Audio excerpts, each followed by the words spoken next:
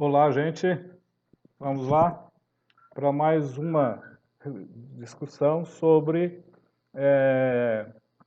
o ensino religioso em escolas públicas, se tem alguma relevância pedagógica ou não.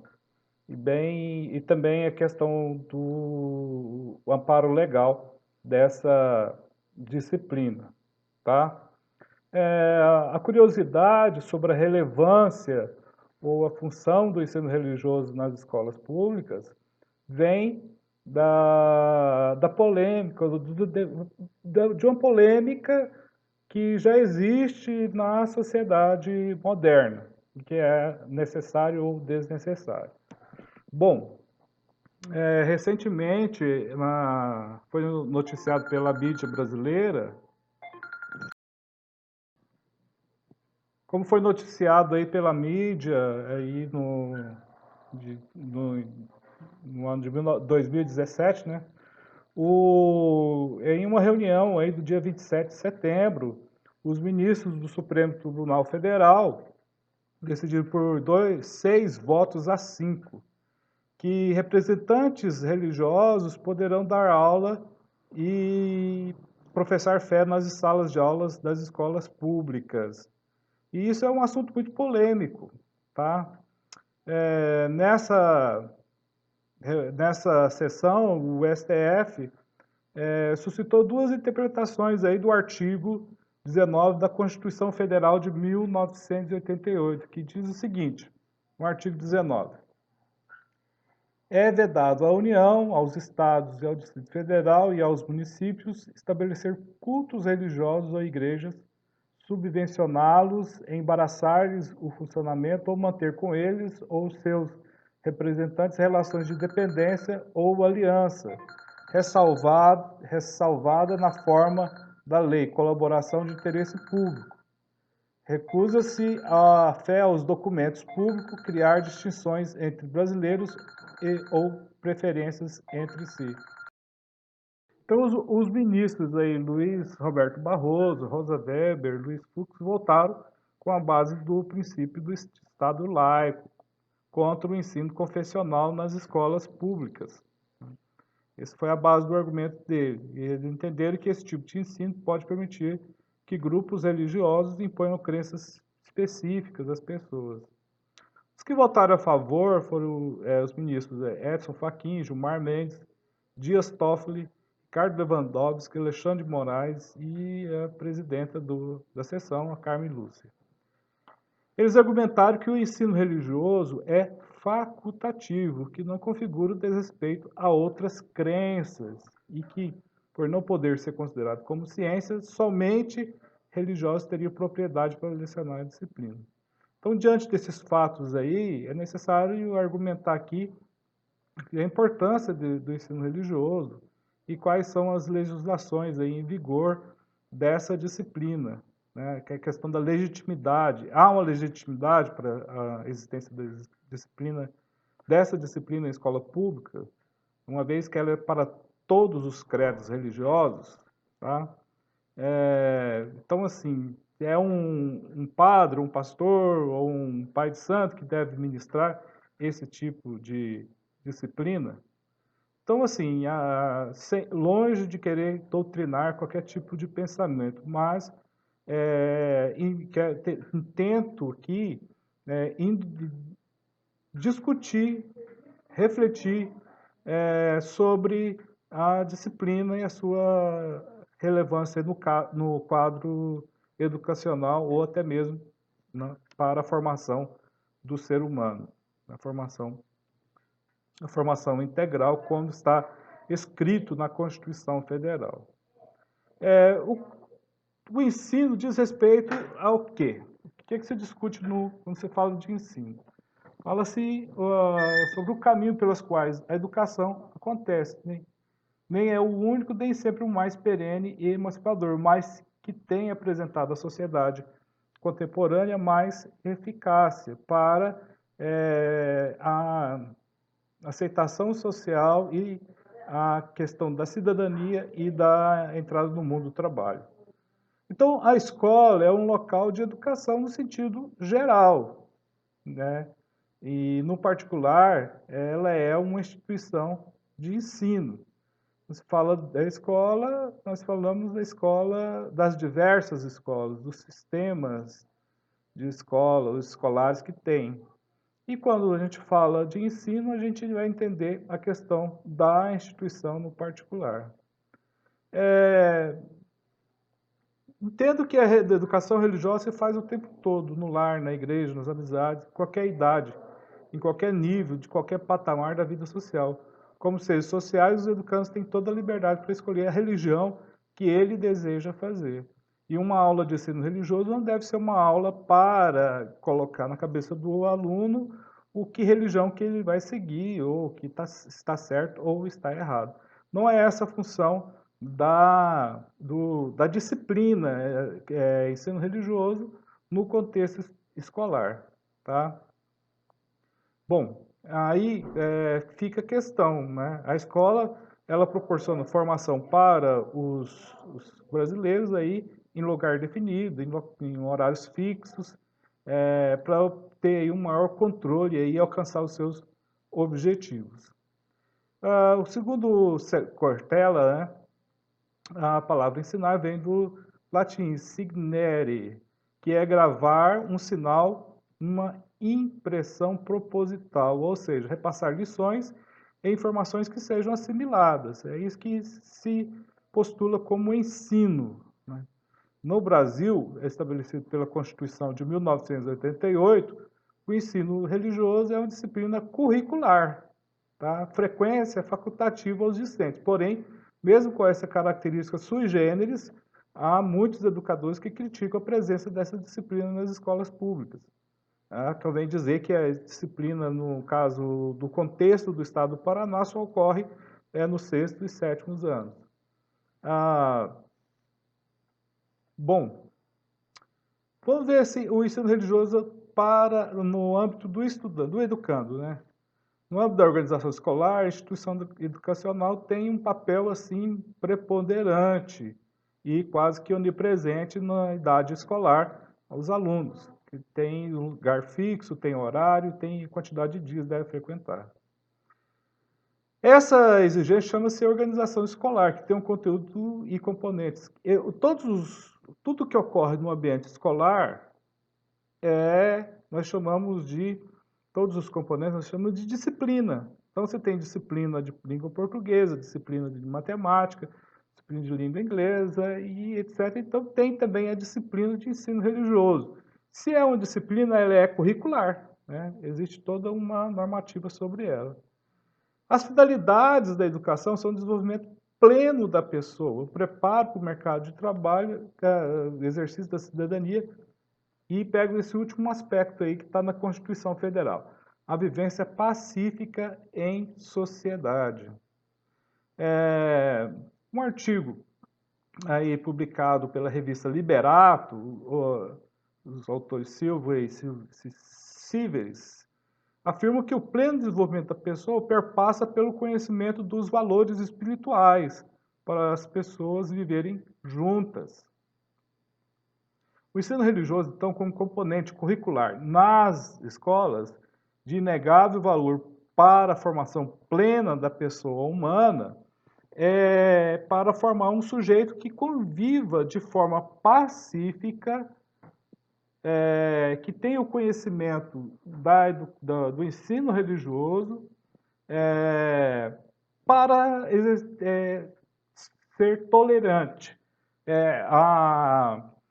A tese defendida é conhecer para compreender e tolerar. Não é com o sentido de ter o proselitismo religioso ou de dogmatizar, doutrinação religiosa no espaço público. Isso tem os lugares adequados para fazer essas doutrinações. Então, quando se pensa em ensino religioso, o que vem à mente é que quem é que não tem o sentimento religioso? Isso sempre existiu na história humana, tá? Independentemente da região do planeta, da época da sociedade, sempre existiram manifestações religiosas. Então, a religião está presente. Como o ar que nós respiramos, a água que bebemos, ou a comida que comemos, o ensino religioso está aí, a religião está aí, né? Todas as pessoas, elas têm um certo contato com a religião. E assim, sempre esteve presente na sociedade, tá? Eu quero citar uma fala do Cortella aqui, dizendo o seguinte: falar em religião ou com mais propriedade em religiosidade, isto é, em um sentimento que não necessariamente se integra a uma formalização coletiva, institucional, é falar em uma das forças mais profundas de movimentação da movimentação da humana e intensa busca pelo sentido de tudo que nos cerca. Então, o fenômeno religioso está presente em todos os lugares, em todos os momentos da história, e fica claro que um educando, inserido no contexto educacional, ele já advém com um ambiente religioso, né, que o pai e a mãe passam para ele. Tá? A gente está falando aí uma faixa etária de alunos de sexto e sétimo ano. Isso é 11 até menos, até 15 anos. A religiosidade é uma percepção e uma conexão com a vida que procura, capta, dá esperança, tira da solidão, flui e protege tudo que ultrapassa a imediaticidade e materialidade do mundo, ok? Muitas famílias brasileiras, muitas famílias desses educandos, elas têm as suas religiosidades. O aluno vem, ou ele é católico, ou ele é protestante, evangélico, pentecostal, neopentecostal, testemunho de Jeová, e etc, etc. Tá? Então, eles já vêm com essa herança religiosa do ambiente familiar. Bom, o doutor professor Junqueira, ele fala que existe uma dualidade no ambiente escolar. O que é o ensino versus o religioso. Esse aspecto em si já é, por vezes, tendencioso, dinâmico e conflitante. O ser religioso já aparece em sala de aula. Isso ele adquiriu no seu contexto de vida. Na religião, o homem se define no mundo e para com os seus semelhantes. O Brasil é um país de diversidade religiosa. Segundo o IBGE, foram constatadas as seguintes religiões e religiosidades praticadas por brasileiros, as que têm o maior número de seguidores, de adeptos. O catolicismo romano, o protestantismo, que se divide em adventistas, batistas, evangelicalistas, luteranos, metodistas, presbiterianos. E além das outras religiões aí que tem no nosso contexto, né? Igrejas variadas aí em todas as cidades brasileiras. O animismo, que se divide também aí, né, as religiões animistas aí, que nós chamamos que é o candomblé, umbanda, o esoterismo, o santo daime e as religiosidades de tradições indígenas. E existe também aí uma pequena parte, né, de muçulmanos, budistas, judeus, barraístas e neopagãos. Então, assim, como é constatado, é verificado, até mesmo pelo um órgão governamental do Estado, né, que é o IBGE, a religião é a presença constitutiva das famílias brasileiras. Então, o educando já vive no seu cotidiano uma educação religiosa com os familiares e amigos. Desta forma, entende-se que o ensino religioso na escola pública deve ser não confessional, sem proselitismo e sem doutrinação. O ensino religioso tem componente curricular. E esse componente curricular deve ser desenvolvido imprescindivelmente por professores qualificados, preparados e com formação pedagógica e com estágio específico, né, para estabelecer o diálogo e o respeito interreligioso. Mas qual a finalidade do ensino religioso numa aula dentro de uma escola? Na história da educação brasileira, as finalidades educacionais da escola foram diferentes e sempre se fez ausente como elemento curricular desde o período colonial até a República.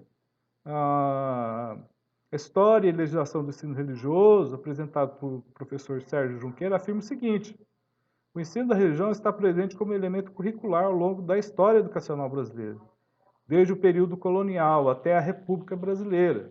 Vale lembrar que para formar um cidadão era preciso induzir no mundo ocidental os valores cristãos, em alguns países valores católicos e em outros valores protestantes. Havia também grupos que eram considerados pagãos. Por esse motivo, a aula de religião era, na realidade, parte de um projeto político da sociedade visando a figuração de uma população. Está aí a citação do professor Junqueira. No período colonial brasileiro, o ensino ficou nas mãos dos padres jesuítas, até a Reforma Pombalina. Ok? Então, ele se formava o quê? Se fazia a escola para catequizar, era um ensino catequético. O objetivo desse ensino era formar o cristão, o descobridor, comerciante. Né? Logo quando os jesuítas foram expulsos do Brasil pelo primeiro-ministro lá, o Marquês de Pombal, deu início aí ao desenvolvimento das aulas régias, e deu-se de uma forma muito lenta. Os recursos públicos para isso eram escassos, mas havia uma finalidade por parte do poder público de criar uma escola útil aos fins do Estado em substituição àquela que servia aos interesses eclesiásticos. Então vamos moldar, fazer uma outra escola pública que atenda às necessidades do Estado. Durante o Brasil Império, o ensino escolar foi marcado por grandes derrotas em relação à educação, pois era claro o interesse dos nobres em que o ensino se limitasse àqueles que tinham dinheiro.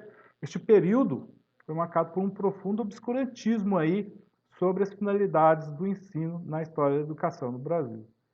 A partir do século XX, as grandes transformações econômicas, sociais e políticas fez com que as finalidades do ensino escolar passassem também por várias mudanças. Então, o poder político sentiu a necessidade de construir a nação brasileira, formar o cidadão, o homem público, sob duas orientações principais: tornar os diversos níveis de ensino formadores e não apenas preparadores, romper com o academicismo mediante uma formação fundamentada na ciência. O professor Saviani afirma isso na sua obra. Na atualidade, o ensino público brasileiro tem as seguintes características, que é público, gratuito, laico, obrigatório, né, de acordo com a faixa etária, e universal, cuja finalidade do ensino é preparar o estudante para o mercado de trabalho, seu desenvolvimento pleno e para exercer a cidadania e viver de forma pacífica na sociedade. A finalidade do ensino religioso escolar é para a cidadania plena. Por isso, deve ser sustentado sob pressupostos educacionais, com o valor teórico, político e pedagógico do estudo das religiões para a formação plena do educando. Então, o ponto fundamental a ser discutido não é sobre o direito ou não à religiosidade, mas o direito e a finalidade é que a escola pública deve oferecer aos estudantes. Aqui que está o ponto, que é a preparação do cidadão para a vivência pacífica e crítica das diversas opções existentes no Brasil. Olha o que afirma Passos: ensina-se a religião para ter maior consciência de seu significado na vida do indivíduo e a sua função na sociedade.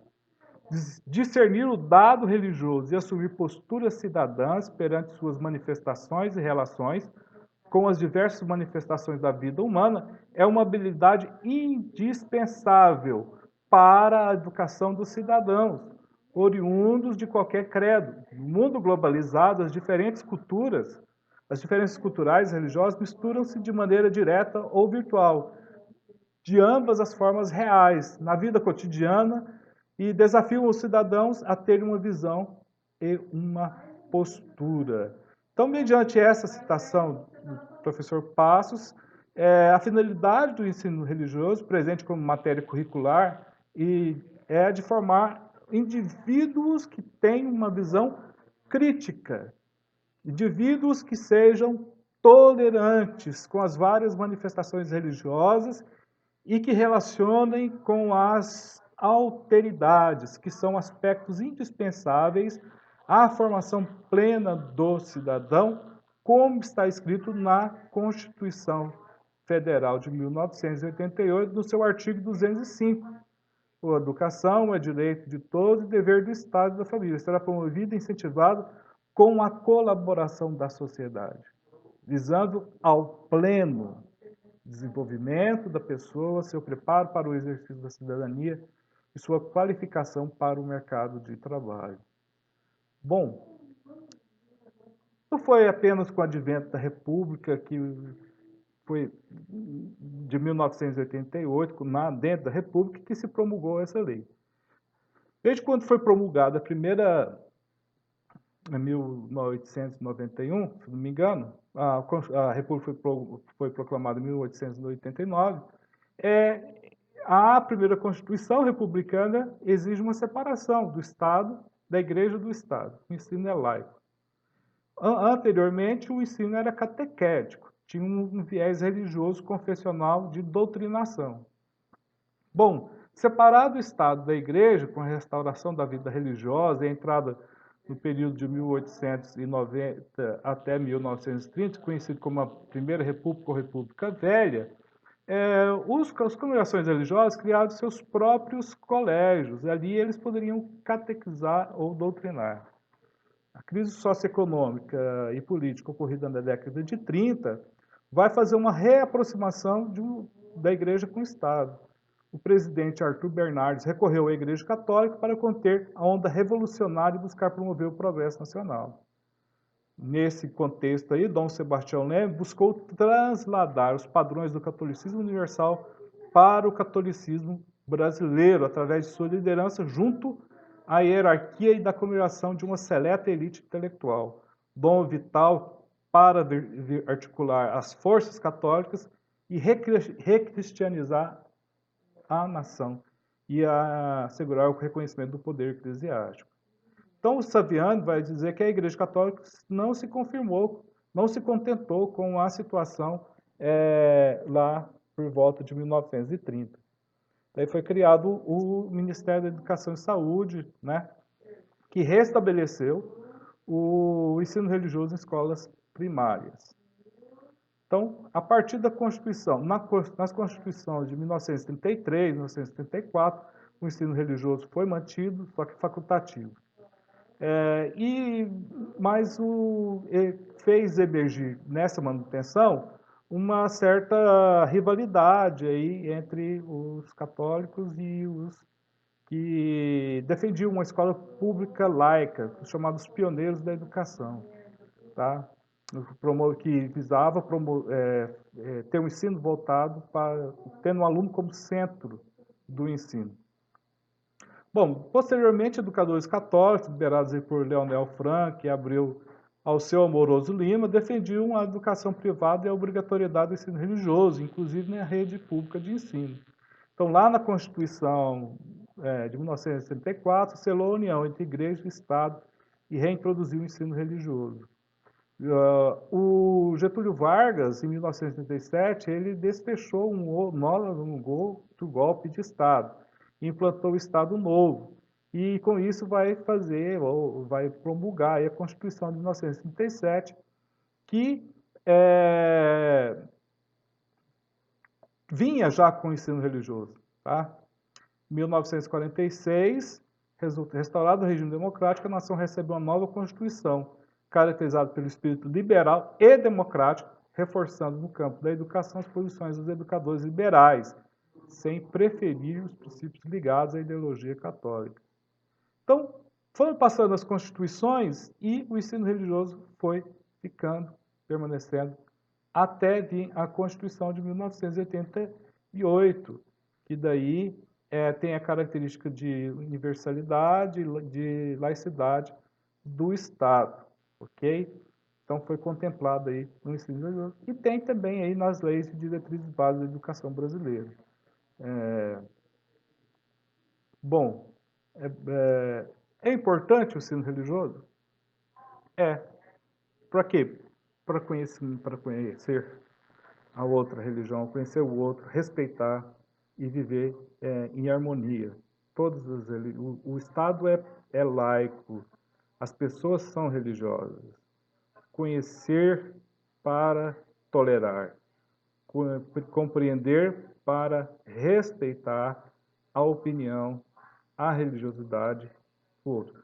E isso que contempla, e essa é a finalidade do ensino religioso em uma escola pública, gratuita e laica.